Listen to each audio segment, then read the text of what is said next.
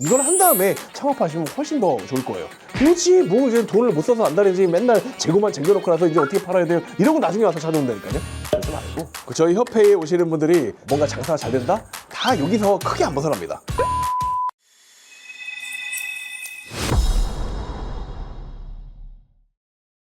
네, 반갑습니다. 오늘 어떤 궁금한 점이 있으신지 한번 들어볼까요?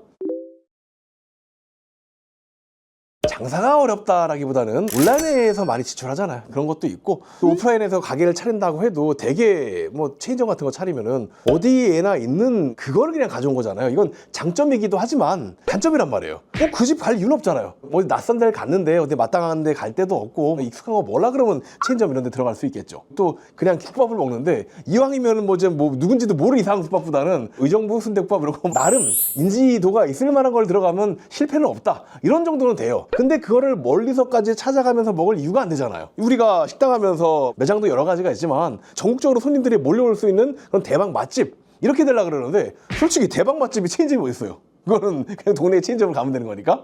그런 것처럼 나만의 특색을 정확하게 살려놓고 이걸로 어필해야 되는데 너무 비슷한 것들이 많고 이러다 보니까 경쟁에 치일 수밖에 없단 말이에요. 그러면 이제 결국은 뭐 서비스 경쟁 조금 더 친절하고 보면은 정말 나를 갈아 넣어서 혹은 돈을 갈아 넣어서 해야 되는 그런 경쟁으로 이게 변질된단 말이에요. 여기서 이겨도 상처뿐인 경쟁이다. 그렇기 때문에 애시당초 그런 것을 피하는 형태로 나만의 특색을 살리고 그리고 이게 정말 이 동네에 맥히겠다 혹은 뭐 전국적으로도 어필돼서 좀 멀리서도 오겠다. 여기 어떤 매니아를 공략하겠다. 나름 뭐가 있어주면은 이게 정확하게 어필할 포인트들이 있으니까 이런 걸로 뭐 릴스를 찍든 블로그를 하든 유튜브를 하든 뭘 하든 어디 나가든 케이블 광고를 돌리든 내가 할 말이 명확하게 있잖아요. 근데 그게 없기 때문에 그냥 나는 남들과 비슷합니다 라고 그냥 노출만 많이 시키는 정도? 이러다 보니까 가게가 좀 덜 되지 않나? 이런 생각이 듭니다.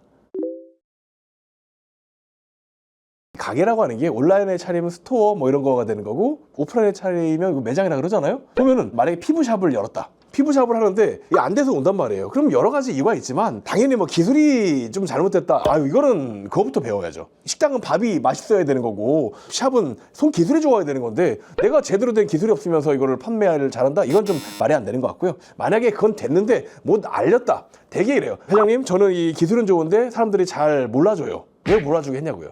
왜냐면 김밥 천국 마냥 우리 집에는 김밥도 있고 김치찌개도 있고 된장찌개도 있고 돈가스도 있어요.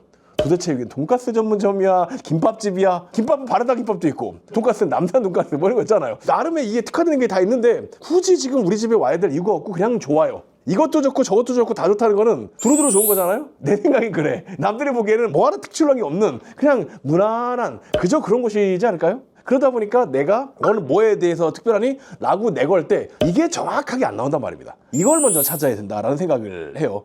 거기에 되어 있으면 이것에 맞는 후기들도 있을 것이고 그에 맞는 정보도 있을 것이고 그 내용으로 영상도 찍을 수 있고 책도 쓸 수 있고 할 수 있는 이런 활동들이 많거든요. 근데 이런 것들을 살리지 못해요. 그냥 잡탕처럼 김밥 천국이 되어버리면 굳이 뭘 어떻게 해야 되냐라고 따져보면 방금처럼 나는 어떤 손님들한테 정확하게 딱 맞춰서 최적의 딱 맞춘 사람이 될 것인가 이거를 먼저 정하고 나서 이거에 맞는 온라인 마케팅도 좀 하고 여러 가지 SNS에서 활동을 좀 하면서 나에 대한 인지도를 쌓아가는 거 이걸 한 다음에 창업하시면 훨씬 더 좋을 거예요. 만약에 내가 뭐 개밥을 팔아요. 그래서 내 닉네임을 개밥 셰프라고 할게요.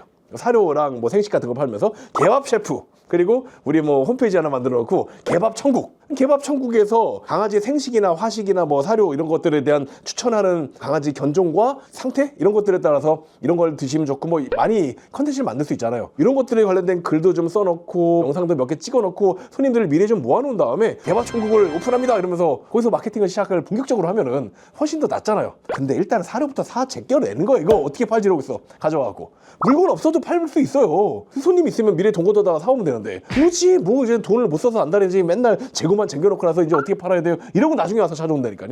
그러지 말고 어떠한 손님에게 딱 맞춘 나만의 전문성을 각인시킬지 이렇게 해놓고 나서 일을 진행하면 훨씬 더 낫다 말씀을 드리고 싶어요.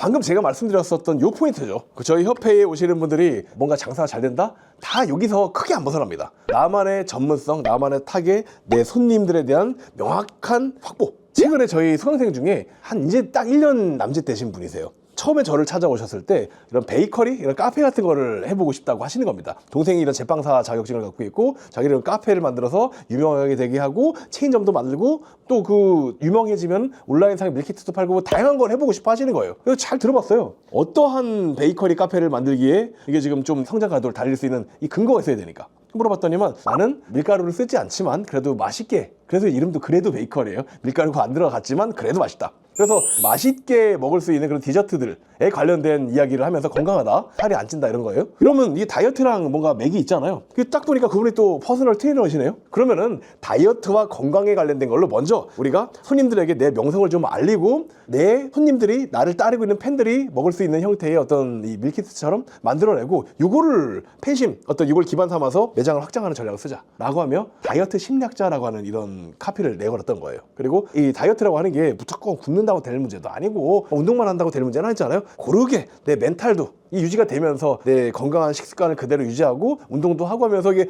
조화를 맞춰야 되잖아요. 그런 내용으로 강의를 찍고 SNS 활동, 유튜브도 하고 지필 작업도 하고 다양한 대외 활동을 하면서 이제 이걸로 돈이 미천이 좀 생긴 겁니다. 교육 컨설팅 사업을 하면서 이걸로 이제 카페를 냈고, 카페를 내면서 이런 컨셉이 딱 기가 막히게 들어맞은 거예요. 장사가 조금씩 되기 시작했는데 현대백화점에서 어떤 담당자분이 오셔가지고 이 컨셉 너무 좋다고, 우리 쪽에 팝업 한번 와봐라. 이게 팝업을 하는데 이 진짜 기가 막힌, 원래 사람이 버글버글 되니까 많이 팔릴 것 같잖아요. 실제 이렇게 백화점 많이 안 팔리거든요. 거기 신기록을 계속 갱신하고 있잖아요. 목동도 갔고 천호 갔고 판교도 갔고 킨텍스에도 갔고 그러면서 팝업의 이 놀라운 신기록을 계속 갱신하고 있는 이런 형태의 일로 매출을 쭉 올리면서 이제 올해는 본격적으로 로드에 좀 큰 내 나름의 플래그십 센터에 해당하는 그런 매장을 좀 내고 새로운 개념의 체인 사업을 준비하려고 지금 함께 진행하고 있습니다.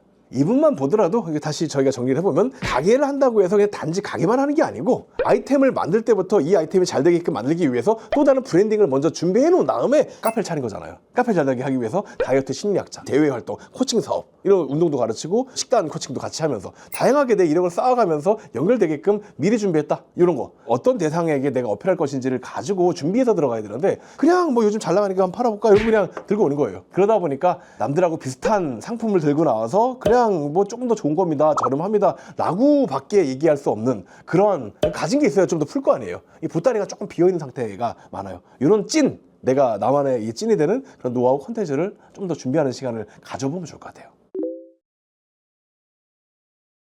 잘 생각을 해봐요. 어쨌든 마케팅을 해서 판매를 한다는 게 알린다는 거잖아요. 되게 노출을 시키는 거고 뭐 길거리 들고 다니면서 팔 거 아니니까. 그러면은 처음 봤는데 갑자기 혹 해가지고 막 사나요? 물론 그럴 경우도 있어요. 근데 이렇게 만들려 그러면은 상세 페이지 어마어마하게 잘 만들어야 되고, 그리고 만들었다 쳐도 이미 얼마나 누가 샀는지에 대한 후기 같은 거 막 들어가잖아요. 이제 이렇게 했는데 후기가 어딨어요. 뭐 이런 것도 그렇고, 그리고 이 생판 모르는 상태에서 갑자기 매출이 나오려 그러면은 이게 아무리 상세 페이지를 잘 꾸며 놔도 솔직한 얘기로 광고비가 많이 들어갈 수밖에 없잖아요. 그중 일부가 사는 거니까 이게 소실되는 게 너무 많다 이거예요. 이런 것들을 우리가 애시당초 내 사업의 아이템이 뭔진 모르겠으나, 아까 제가 개밥 얘기를 했는데 개밥을 바로 사료를 팔려고 하면 다른 데서 얼마 바로 이렇게 돼버린단 말이에요. 우리 사이트에서 사야 될 이유, 우리 가게에 와야 될 이유가 아직 없는 거잖아요. 이런 것들을 먼저 충족시킬 수 있게끔 세팅을 해놓고, 그럼 이제 이렇게 할 수 있죠. 개밥을 고를 때 만약에 골든 리트리버 6개월 차 된 아이가 모발에 좀 더 풍성함을 원할 때 먹어야 되는 여러 가지 성분들을 어떻게 섭취해야 되는지에 대한 레시피 공개, 이런 식으로 뭔가 지금 시리즈물로 만들 수 있잖아요. 견종별로, 계월별로, 남자아이냐 여자아이냐, 뼈대에 관련된 거냐, 근골, 아니면 관절에 관련된 거냐, 뭐 털 모량, 모질에 관련된 거냐, 내가 원하는 욕구에 따라서 다양한 정보들을 제공할 수 있고 이거에 맞는 체험이나 각종 교육이나 여러 가지 이런 서비스들을 같이 제공할 수가 있잖아요. 이런 것들은 뭘 파는 게 아니기 때문에 사람들이 많이 와서 반응하게 만들 수 있단 말이에요. 그렇게 반응이 된 사람들의 DB를 따로 추린 다음에 이러한 분들한테 마케팅이 추가로 들어가면, 다른 말로 높은 벽을 자꾸 넘어가려고 하면 힘들잖아요. 중간에 디딤돌 하나 넣고 계단을 올라가듯이 한 걸음씩 올라가면 되잖아요. 꼭 구매를 안 하더라도 나한테 구매할 가능성이 높은 사람들을 따로 추리겠다. 방금처럼 개사료를 찾으면서 골든 리트리버가 어쩌고저쩌고 이런 걸 찾을 사람은 그 아이를 키우고 있으면서 그런 거에 관심이 있다는 소리잖아요. 이거에 대한 욕구를 충족시켜주는 게 나라고 하는 확신만 들게 해주면은 나한테 구매할 확률이 커지죠. 그리고 나아가서는 사료 플러스 요 구매 목적에 맞는 추가 서비스까지 팔기가 쉽단 말이에요.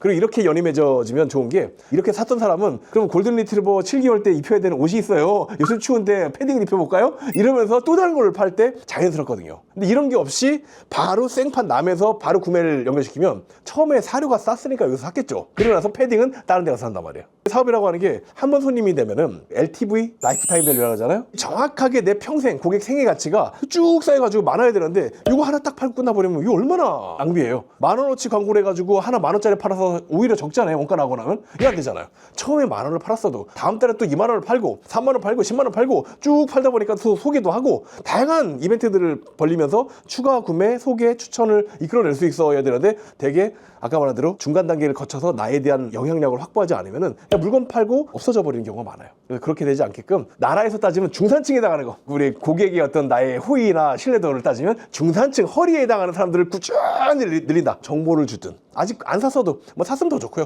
이러다 보면 툭툭 튀어 올라오면서 구매로 연결될 것이다. 그래서 이런 방식은 오프라인이든 온라인이든 결국 사람이 사는 거잖아요. AI가 대신 구매해주는 시대가 오면 또 모르겠는데 어찌 되었든 간에 필요한 내용들이 있고 내가 그 정보를 접하면서 서로 간의 관계성이 만들어지고 여기서 사면 더 좋은 이유가 뭔가 있는지 알게 되었고 점점점 더 보니까 나중에도 여기 살 이유들이 있고 이러면 나한테 살 거 아니에요.